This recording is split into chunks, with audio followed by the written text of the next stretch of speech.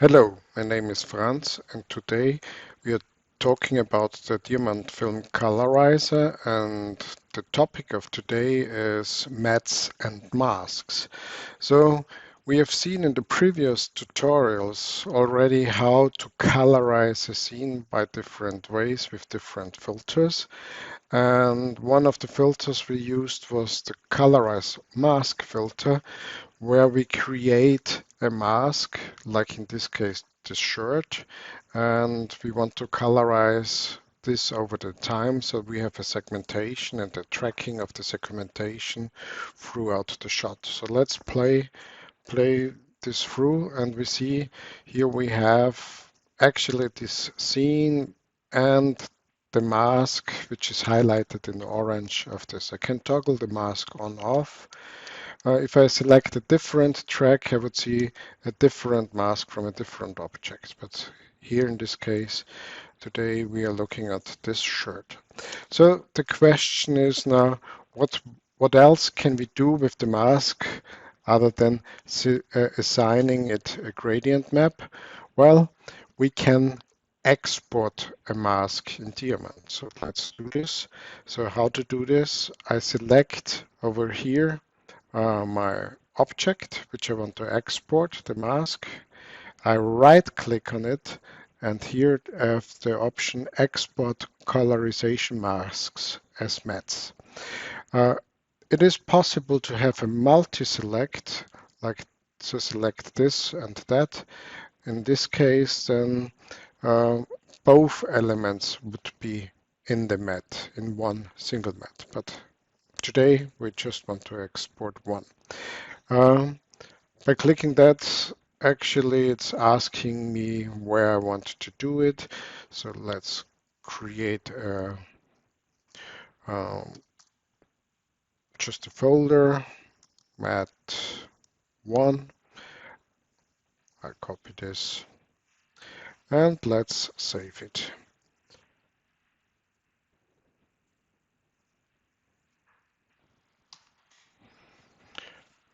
Okay, so let's export this.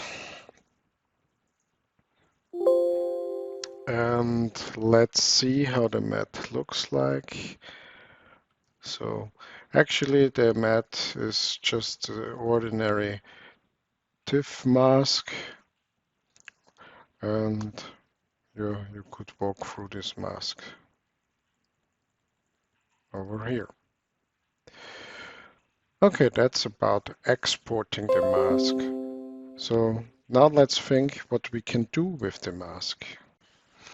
Well, I will show you an example how to use this mask, and for that I will go into a new generation. So let's close this one. I create a new generation and open that one, now generation 4. And this will show up in a new empty timeline. So we now have a new filter actually, which is called colorize external mask. So this means I could use an external mask either created with our colorizer by exporting a matte, or I have a mask from any other VFX system which I want to use. So let's use this filter, and here we have to go to the parameter section, and here we see that I could have up to 10 external masks, but there is no one selected, so I have to load this external mask first. So let's load this, what we have created before, our matte. I can drag and drop this into it, or I can just open it as additional source. When I drag and drop it in, it will create an additional source called additional 1. Yeah, and when I switch now to B additional 1, I would see my matte.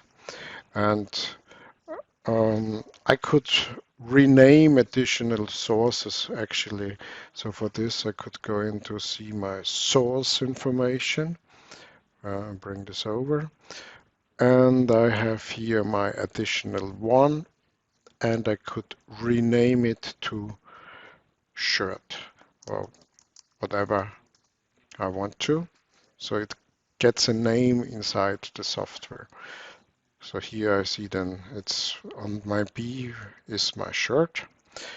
And here I could say mask source now is the shirt.